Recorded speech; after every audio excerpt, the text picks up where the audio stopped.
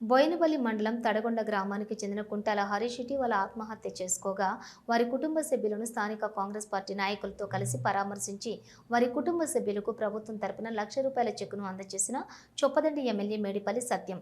తడగొండ గ్రామానికి చెందిన కుంటాల హరీష్ గత 10 రోజుల క్రితం మృతి చెందగా చొప్పదండి ఎమ్మెల్యే మేడిపల్లి సత్యం గత 3 రోజుల క్రితం వచ్చి మృతుల కుటుంబాలని పరామర్శించి కొంత నగదు ఆర్థిక సహాయాన్ని అందించారు. మళ్లీ ప్రభుత్వం పరంగా కూడా ఆదుకుంటామని హామీ ఇచ్చి 3 రోజుల్లోనే ప్రభుత్వం తరపున ₹1,00,000 ఆర్థిక సహాయాన్ని వారి కుటుంబ సభ్యులకు అందజేశారు.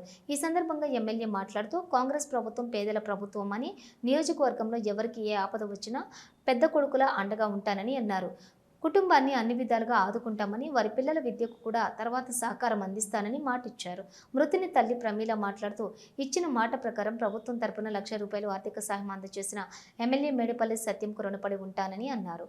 ఈ కార్యక్రమంలోని జిల్లా బీసీసీఎల్ అధ్యక్షులు కూసా రవీందర్, మండల కాంగ్రెస్ పార్టీ అధ్యక్షులు Vannela Ramana Reddy, market committee chairman Boini Yellesh Yadav, cess director Kottepally Sudhakar, Thadagonda మాజీ MPTC Uyyala Srinivas Goud, market committee director Gudi Shekar Reddy, MD బాబు, మెరుపుల మహేష్, కాంగ్రెస్ పార్టీ జిల్లా కార్యదర్శి కట్ట లచ్చయ్య నాయకులు ఉన్నారు.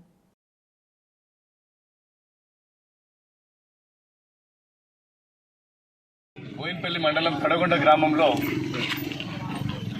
గల్ఫ్లో నివసిస్తూ ఇటీవలనే ఈ గ్రామానికి వచ్చి ఆత్మహత్య చేసుకున్న సందర్భాన్ని 10 రోజుల కిందట మనం చూసినాం. దురదృష్టవశాత్తు ఆయన ఆత్మహత్య చేసుకొని కుటుంబ పెద్దను కోల్పోయి పిల్లలు అనాథలుగా మారినరు.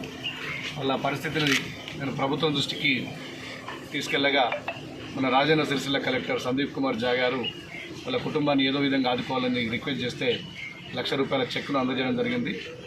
భవిష్యత్తులో కూడా వాళ్ళ కుటుంబానికి అన్ని రకాలుగా, వాళ్ళ పిల్లల చదువు విషయంలో కానీ వాళ్ళ కుటుంబానికి అన్ని రకాలుగా అండగా ఉంటాం.